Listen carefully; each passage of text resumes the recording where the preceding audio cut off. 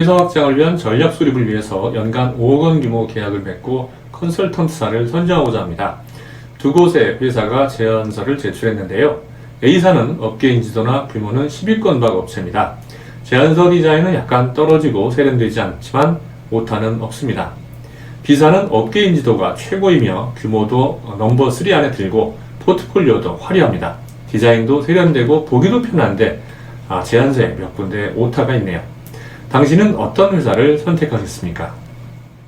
누구나 다 볼 수 있는 공공 사이트에 올라가 있는 공공문서에서 이따금 오타를 발견할 때가 있습니다. 심지어 오타는 애교 수준이고 앞과 뒤에서 이야기하는 내용이 전혀 다른 경우도 있습니다. 보는 사람들이 오해의 여지가 없도록 설명해야 하는 문서인데도 말이죠. 문서 작성자는 물론 결재권자조차 한심해 보입니다. 도대체 무슨 생각으로 기한을 했고 어디에 정신을 팔고 사인을 한 건지 이해할 수 없습니다. 업무 시간은 대충 때우고 퇴근 시간만 기다리는 월급 도둑들이나 다름없습니다. 혹시 그까짓 오타로 너무 오버한다고 생각했다면 당신의 미래는 암울할 겁니다. 취준생이라면 취업 후 한참 상사에게 깨지면서 정신을 차릴 것이고 현재 직장인이라면 업무 평가 점수가 어떤지 보지 않아도 짐작할 수 있습니다. 특정한 목적을 가지고 공개하는 문서를 대충 작성해도 된다고 생각하는 사람은 어떤 일도 잘할 수 없습니다. 제가 만약 상사였다면 문서에 있는 모든 오타와 비문, 앞뒤 차이를 수정해 오지 않는 한 결제를 하지 않았을 겁니다. 공문서의 오타는 단순히 몇 글자 고치는 수준의 문제가 아닙니다. 신뢰의 문제고요. 해당 프로젝트에 관한 작성자의 관심과 집중도를 보여주는 증거입니다. 담당자 스스로 대충 보면서 누구에게 집중하라고 요구할 수 있겠습니까?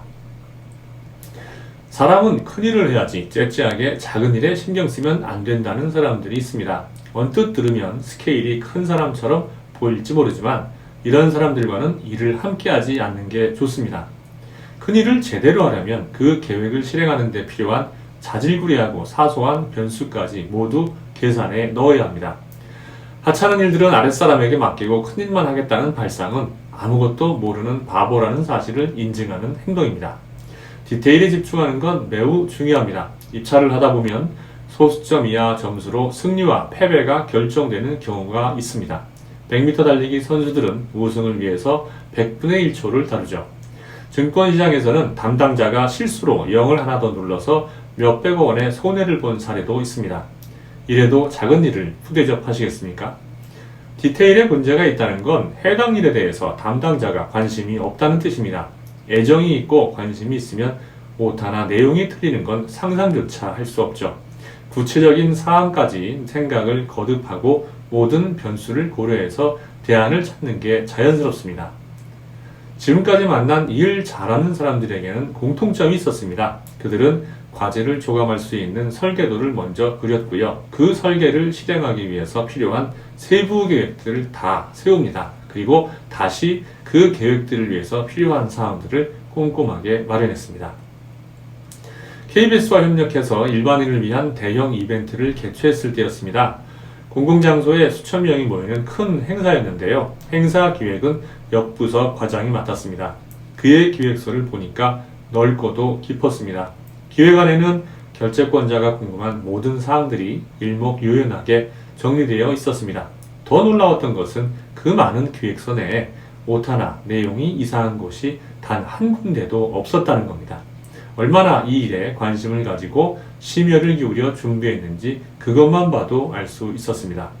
큰일을 잘하는 것도 중요하지만 큰일을 현실적으로 실행 가능하게 만드는 작은 일도 중요하다는 것을 깨닫게 된 계기였습니다.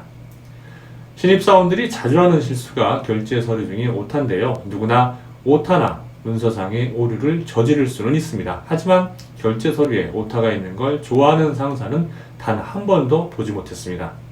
오타나 문서 내용이 다른 것을 발견했을 때 부하 직원을 불러서 호되게 혼내는 상사는 평생 고마워해야 할 사람입니다. 오류를 발견해도 큰 문제 없다고 사인을 했다면 당신의 미래를 망쳐버릴 수도 있는 나쁜 상사입니다. 신입사원 시절에 몸에 익힌 업무 방식은 그대로 평생을 가기 때문입니다. 지금 이 영상을 보는 직장인들 중 그까짓 오타찜이야 라고 생각했다면 신입사원 시절 어떤 상사와 함께 일했는지 떠올려 보십시오. 지금까지 일하면서 디테일을 대충 한 채 잘 마무리한 사업이 있었는지 한번 생각해 보십시오. 하나를 보면 열을 난다는 우리 옛말이 있습니다. 사람을 평가할 때 디테일이 얼마나 중요한지를 이보다 더 정확하게 나타내는 말은 없다고 생각합니다. 처음 이야기한 질문에 대한 답을 이야기해 보겠습니다. 저라면 규모가 작아도 A 회사를 선택하겠습니다. 인지도가 최고이고 규모가 크고 디자인을 잘해도 소용없습니다. 5억 원이 걸린 제안서에 여러 군데 오타가 났는데도 결제 과정에서 여러 사람들이 다 발견하지 못했다는 건 한마디로 참여자들이 이 프로젝트에 크게 관심이 없다는 의미로 해석할 수 있습니다. 이 한 가지만 봐도 비사를 믿기는 굉장히 어렵네요. 작은 것이 큰 것을 이긴다는 말은 바로 이럴 때 써야 할 것 같습니다. 수백억 원을 장기 투자하는 걸로 유명했던 일본의 투자가는 회사를 고를 때 회사 사장실을 직접 방문한다고 했습니다. 대표와 만나서 투자에 관한 이런저런 이야기를 하지만 정작 그가 확인하려 했던 것은 사장실 내부의 인테리어였습니다. 인테리어가 화려하고 고급 외상 가구와 골프채가 있으면 절대로 투자를 하지 않았다고 합니다. 반면 인테리어는 소박해도 관련 산업에 대한 전문 서적과 자료들이 있다면 기꺼이 장기 투자를 했다고 하는군요. 영리한 사람들은 큰 것을 판단하기 위해서 작은 것부터 봅니다. 대부분 사람들은 타인의 시선을 의식해서 큰 일은 가리고 덮지만 작은 것들은 그냥 방치하기 때문입니다. 작은 일부터 제대로 처리하고 깔끔하게 마무리하는 사람은 큰 일도 잘할 수밖에 없습니다. 디테일이 강한 사람이 큰 일을 못한다는 사례는 제가 지금까지 살면서 듣지도 보지도 못했습니다. 그러니 목표를 이루고자 한다면 그 과정에서 만나는 수많은 작은 일부터 완벽하게 처리하는 습관을 기르시기 바랍니다.